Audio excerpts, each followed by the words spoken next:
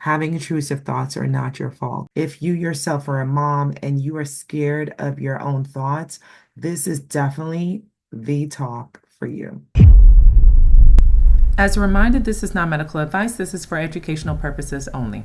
So, you guys, when I first saw a lot of the commentary about the Lindsay Clancy case and looking just at how people are responding to what they think postpartum psychosis is, it just raised a couple of alarms to realize that, wow, we still have a lot to share with the public so that the public is more aware of what it is and what it isn't. That way, we're able to recognize it more. But even that was somewhat understanding because I realized it's something that is not as common as other disorders, mental health disorders, especially those that are experienced during the pregnancy, or after the pregnancy, that it was on some levels understandable that the public was not as aware of this particular disorder. However, the interviews that have resurfaced, or the most recent interviews with Hayden Panettiere before her passing, has really set off alarms because it looks like even just the basic understanding of postpartum depression is not there. And so I thought that this would be a great opportunity if you yourself are a mom and you are scared of your own thoughts. This is definitely the talk for you. So I wanted to just kind of go over, you guys, some of the very basic foundational information that I think most people should know about these disorders to really help us as a community to recognize what these disorders are. And if you are someone who may be experiencing the symptoms, to know that one, you're not alone, and that there is hope and there is treatment that absolutely works. And how important it is to reach out for help and not try to get through this on your own because you can't just recover from these disorders.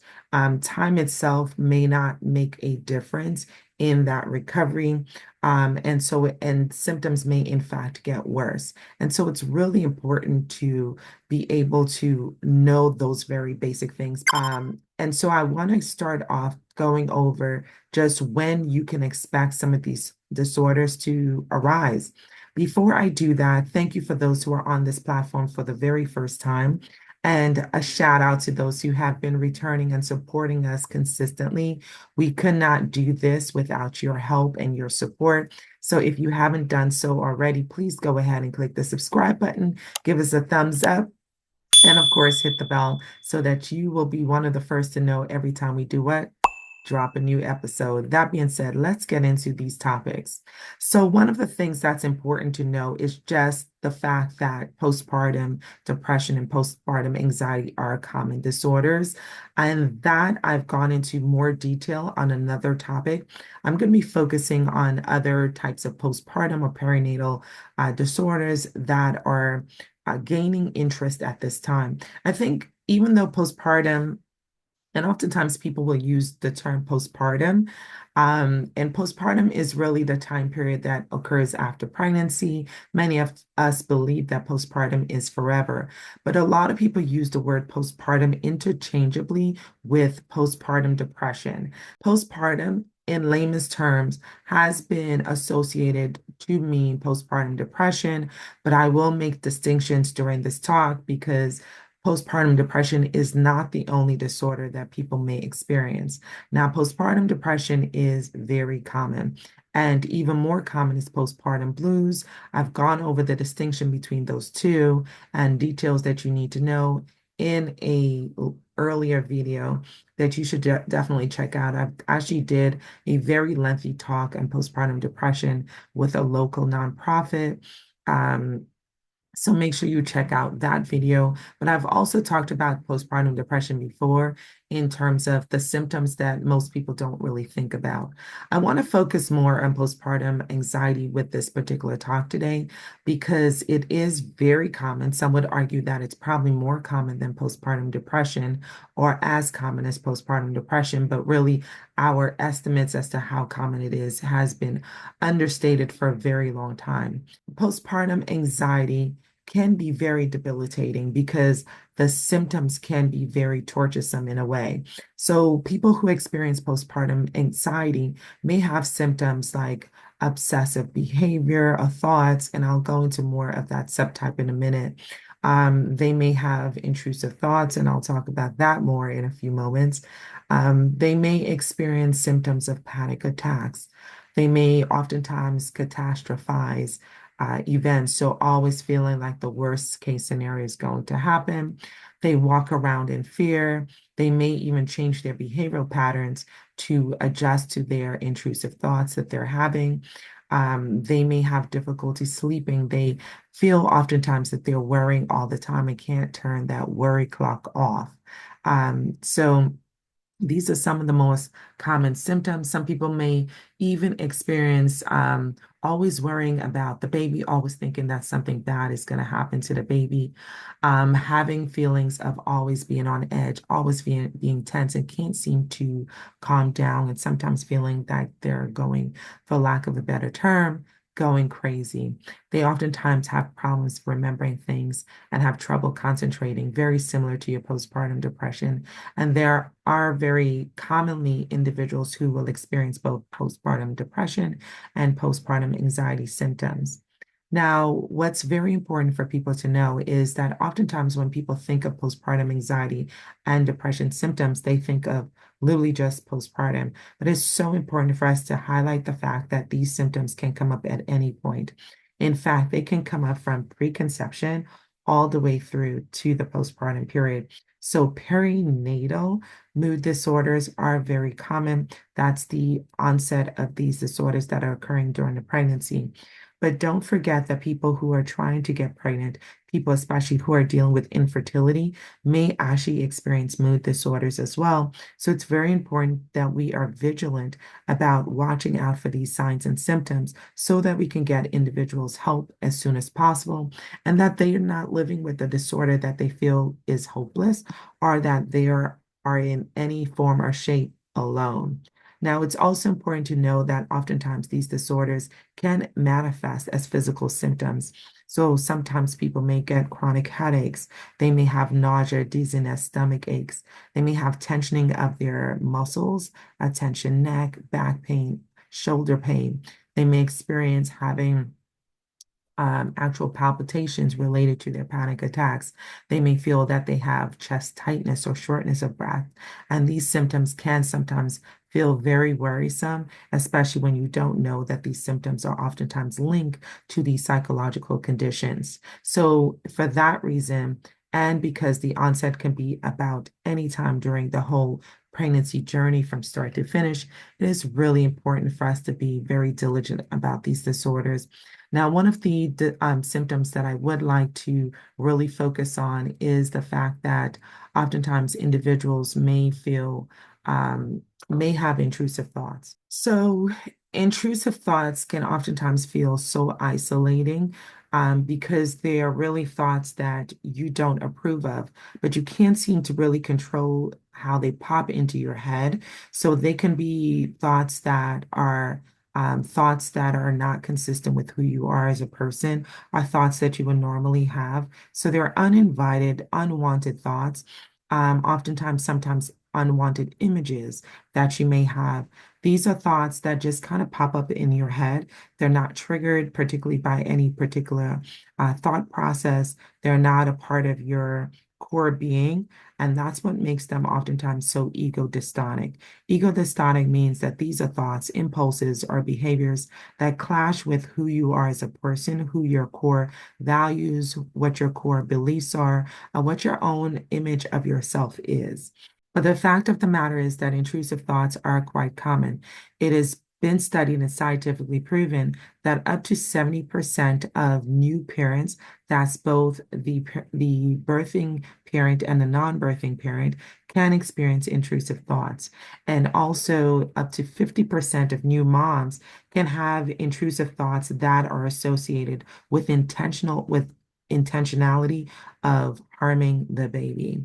And so those particular thoughts can be quite alarming and can and can feel quite isolating and can trigger feelings of guilt and shame because you don't know that those thoughts are common and those thoughts are not your fault. And that's what's important to know. Having intrusive thoughts are not your fault. So, why do these thoughts even really happen? There's a multitude of physiological things that can be contributing to the occurrence of these obsessive compulsive behavior.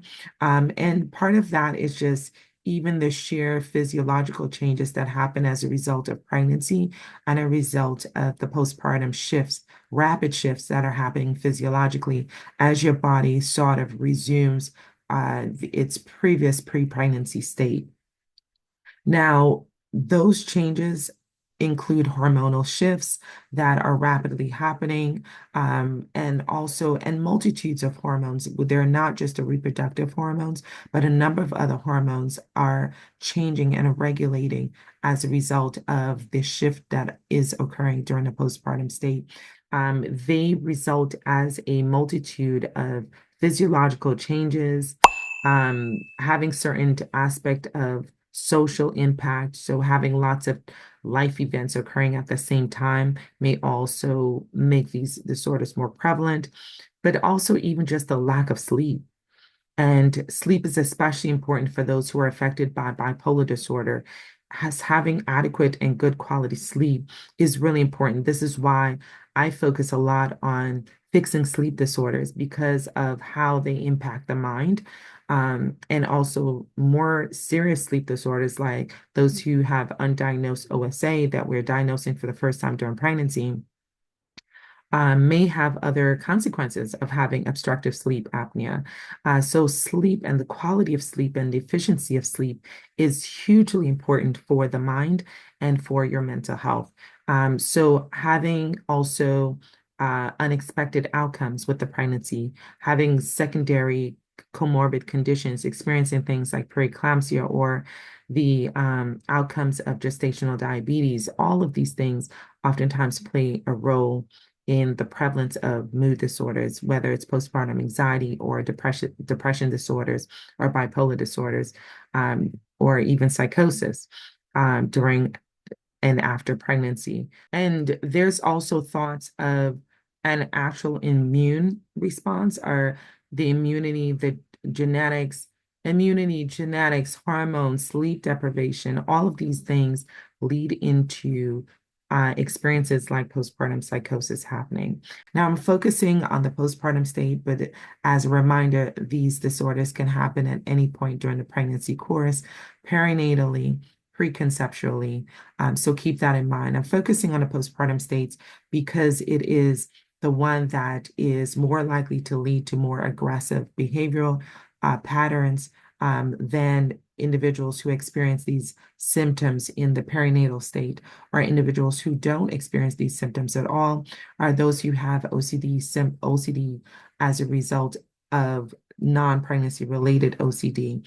The behavior pattern that happens in the postpartum tend to be a lot more intense and a lot more aggressive. So that's why I'm focusing on the postpartum period. But just a reminder that these disorders can occur at any point during the life cycle of a woman, not just in the pregnancy, but also outside of pregnancy, but highlighting the pregnancy onset of these disorders. So that being said, these patterns can result in obsessive thoughts about communication, about illness, about cleaning compulsions. You can have symmetry obsessions, ordering, arranging things, having this constant thoughts about possible harm of the baby. People will oftentimes find themselves checking the baby frequently or thinking that something negative is going to happen to the baby and having to change their behavioral patterns around that. The most important thing to know is that these thoughts are unacceptable. So they are unacceptable thoughts that may be around aggression, maybe around sexuality, maybe around religion, maybe around somatic obsessions also. But most importantly, they are oftentimes unwanted and unacceptable thoughts. So that's what makes it really distinctive from from a psychotic experience. So having these thoughts do not make you psychotic. These are not the patterns that you will experience or see in someone who is experiencing postpartum psychosis. So it's very important to know those distinctions. And we'll get into a little bit of postpartum psychosis in a minute, because I think it's really important to show the distinction between the two disorders. And we'll talk a little bit about bipolar disorder and how that plays into this whole scenario as well. But it's important to know that the prevalence of individuals who have this postpartum OCD is upwards of 5% of pregnancies are affected by postpartum OCD. The prevalence of the um, actual pregnancy onset is somewhere about a little over 7%, and the postpartum onset it's about 13%. And so even the visualization of how common these disorders are is really important. So you're talking about 2 out of every 100 pregnant women may experience these perinatal OCD symptoms. And within a year after birth, it's upwards of 2 to 3 women in out of 100 women. And so that's important to know as well. And so the primary distinction between um, the postpartum and perinatal OCD symptoms versus the psychotic disorder is the fact that you are aware that these thoughts are unacceptable. Whereas someone who is experiencing the postpartum psychosis may have moments of clarity, but they also have moments of confusion. They may have moments of disordered thoughts, a loss of reality, and they have difficulty realizing that the thoughts that they're having are not reality. And that's what makes the discovery of those who are experiencing uh, postpartum psychosis very challenging, is because they can have episodes of having very clear thoughts and organized thoughts.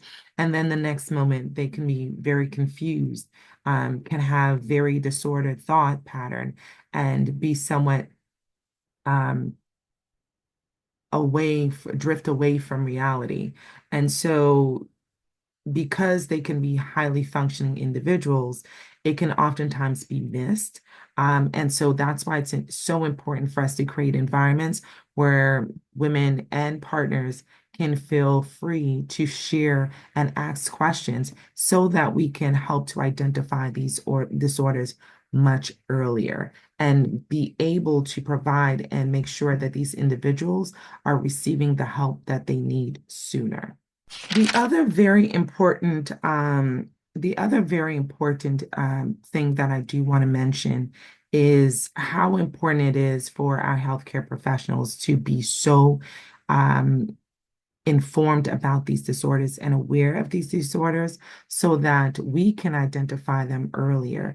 And I'll tell you why, because we have a lot of improvement to do when it comes to psychiatric inpatient evaluation and emergency evaluations. Because if you don't recognize the distinction between these thought patterns, you can actually worsen someone's experience. And that can be so derailing and sometimes so intimidating for the person that's having the OCD, is to be misinterpreted and misunderstood. So here's one thing that we have to make sure is very clear. Women who are experiencing maternal OCD or perinatal OCD, whatever term you use to refer to the disorder, can have intrusive thoughts about self-elimination. Do you know what I mean? And so that is not their desire. They're oftentimes very disturbed by those thoughts. They're not having ideations of self-elimination. And that's what's important, because if you treat them like someone who is having a plan or the desire to attempt, you can also trigger or worsen their anxiety, because what makes them anxious is because they don't approve of these thoughts. They want these thoughts to stop. They have no intention of self-eliminating. But when they go into these emergency settings or these inpatient settings seeking help because they want these thoughts to stop, they can oftentimes be misunderstood and placed under self-elimination watch. And that can be so triggering for them. They want no parts of that. They are not having those particular symptoms, and that is not their concern. They actually want the thoughts to stop.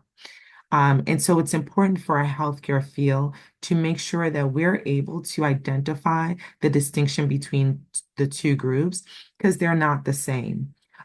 Women who are experiencing maternal OCD will not be having, these are not hallucinations, but women who are experiencing psychosis or a psychotic break will experience oftentimes hallucinatory experiences where they're seeing or hearing things that are not real. Again, a loss of reality is the signal for psychosis, which is very different from OCD. They are very in touch with what is real and reality, and that is why they are disturbed by their behavior patterns and their thought process. So I wanted to make that distinction because I think it's very important to do so, so that we do not further isolate or further trigger the women who are experiencing these disorders, because it can be quite annoying to be poorly understood when you're in the midst of having a serious episode. Um, yeah. Now, another disorder that we should give some attention to is the bipolar disorder. There oftentimes bipolar disorder will be diagnosed prior to pregnancy, but unfortunately, oftentimes we will first diagnose bipolar disorder during the pregnancy. And that's why it's important to know that we have to be able to recognize some of these symptoms and be able to help women with the diagnosis because the treatments are so different. And also because there's a much higher rate of having postpartum psychosis if someone has been diagnosed with bipolar disorder. And so that's another reason why it's important to make these distinctions. Not only that, upwards of 50 to 60% of individuals who have a pre-existing bipolar disorder will experience some type of mood disorder during the pregnancy itself. So again, another reason why it's important to be aware of a prior history, disclose that prior history so that there can be a mental health safety plan for the pregnancy so that you are aware that it is common to have a mood disorder during the pregnancy or the postpartum period, so that people are aware of your underlying disorder, and so that you receive the treatment and the surveillance that is necessary to keep you safe. Now, it is also estimated that in women without a psychiatric condition before the perinatal period, the prevalence of bipolar disorder is about 2.6%. In women with any existing bipolar diagnosis, again, 54.9% have at least one bipolar spectrum mood episode occurrence during the perinatal period. This is why it's important for us to remove the shame. Because if we remove the shame, that people can be free to disclose their symptoms and again receive early intervention, as is life-saving, especially when it comes to postpartum psychosis. Postpartum psychosis, postpartum psychosis, while it is rare, postpartum psychosis, while it is rare, can be quite devastating, as we're learning. Potentially, it may have had a role in the Lindsay Clancy case. The outcomes can be quite devastating. It's a severe psychiatric emergency, so this is something that requires hospitalization. It is the equivalent of having a heart attack, okay, if that makes sense. That's how serious this particular disorder is and how important it is to be able to recognize it. Now, again, it is rare. It's affecting only 1 to 2 out of every 1,000 births. But that means it's common enough that we should be aware of it because of its potential outcomes. Now, it is oftentimes has onset within the first 2 weeks after childbirth. So anywhere, pretty much anytime after postpartum blues no longer is prevalent is when you will more likely see the onset of this particular disorder. It It brings on very sudden and extreme mood swings. As mentioned, individuals may become delusional, they lose touch with reality, they may experience hallucinations and have severe confusions. They have periods of high energy, sometimes fast racing thoughts, which again can happen with bipolar as well.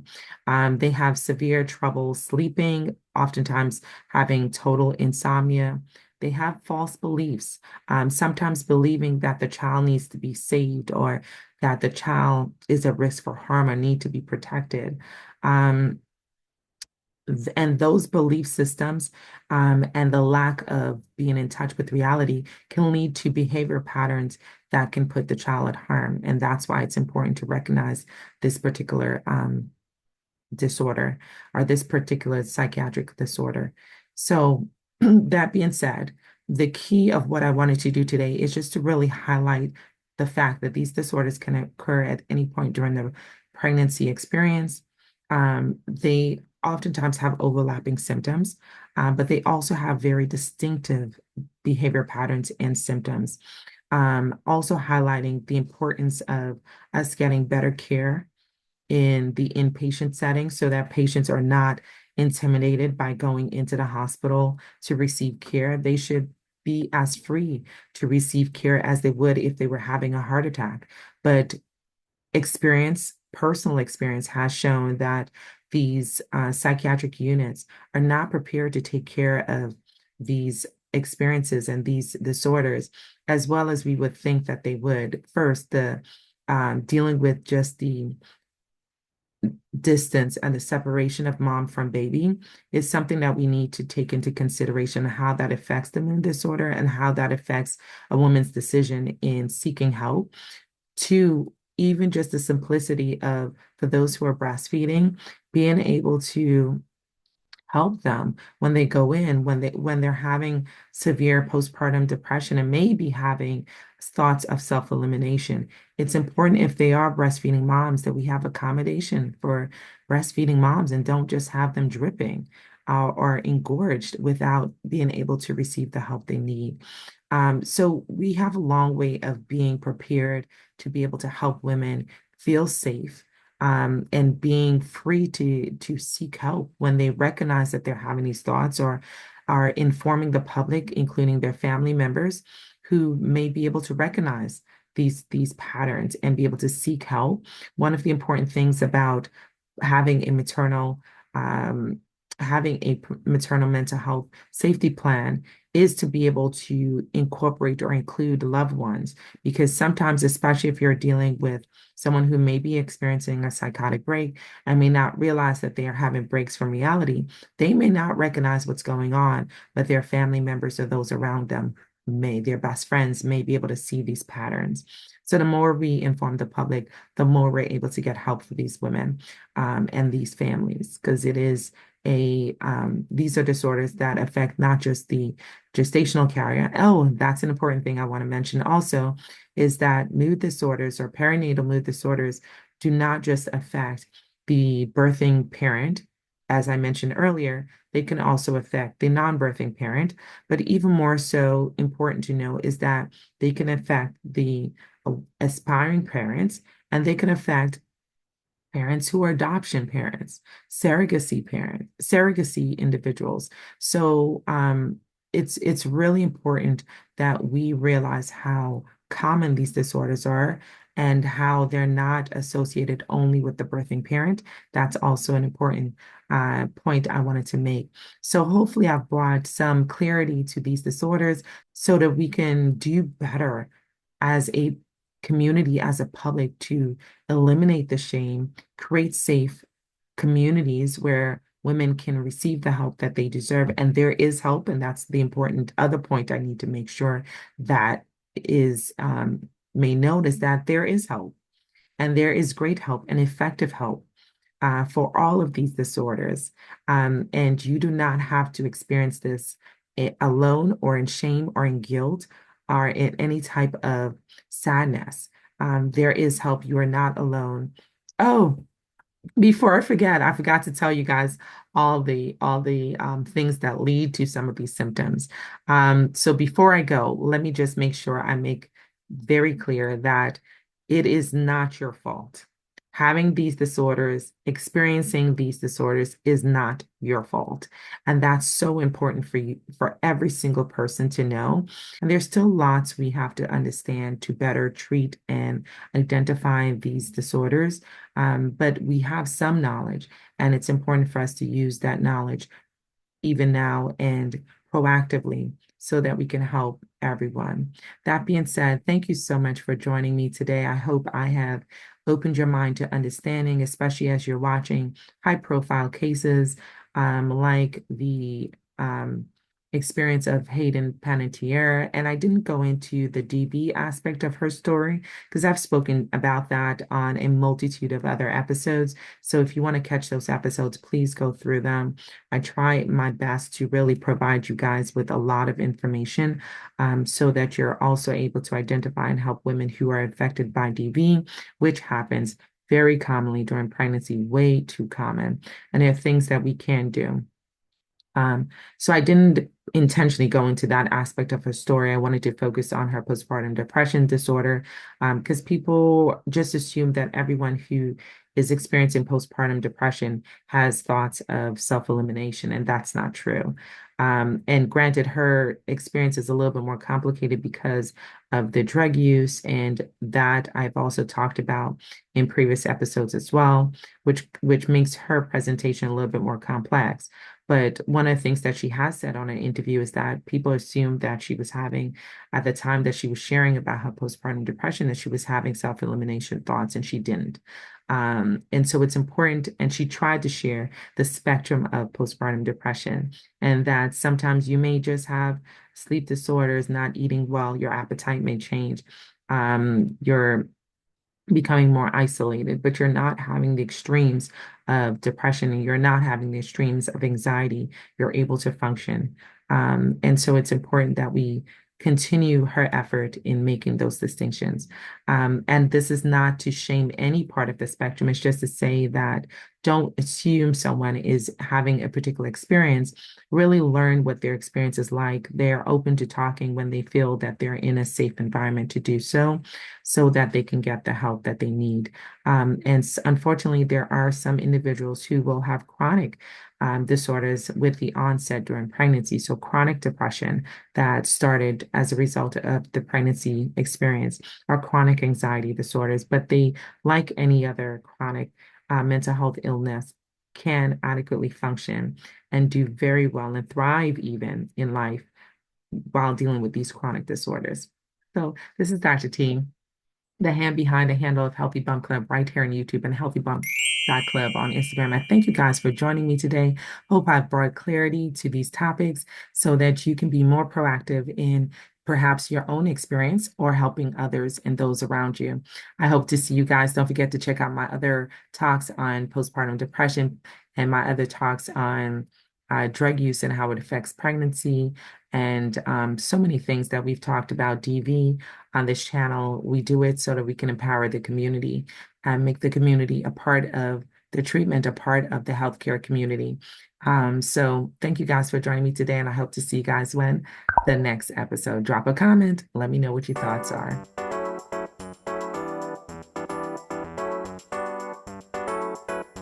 This is Dr. T, just a friendly reminder. Don't forget to comment, like, and share. And go ahead, why not? Click that subscribe button. Help us to get to the next 1,000 subscribers. We thank you guys for supporting.